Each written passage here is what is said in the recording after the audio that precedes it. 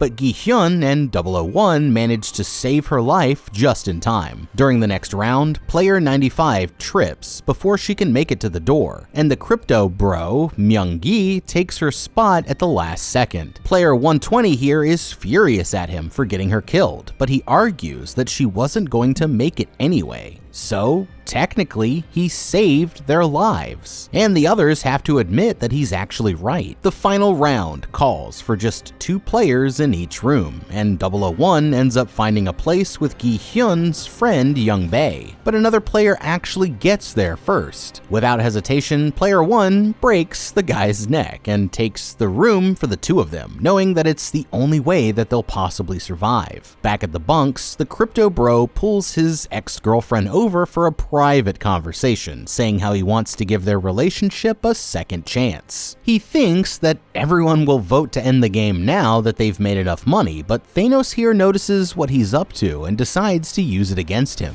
Young-bae comes back to the group and says that there are still more O's than X's, but they only need to convince 5 more people to vote no, and they'll all get to go home. That's when the guards announce that they're up to 356 million won per person. But while the votes are being cast, they're not allowing anyone to influence the other players' decisions. It's another close race, and in the end, the yeses have the noes beat by only 2 votes, with only player 001 left to go. Stepping forward, the man votes no to tie up the count, which means that they'll have to vote again. But now, the guards are making them wait until the next morning. After dinner, the group starts discussing their strategy, desperately trying to figure out how they can win the next vote. The 2 teams almost break out into a fistfight when player 226 here starts mouthing off, and when Gi-hyun opens up his meal, he realizes that they've been given a bunch of forks, which can easily be turned into weapons if anything goes down.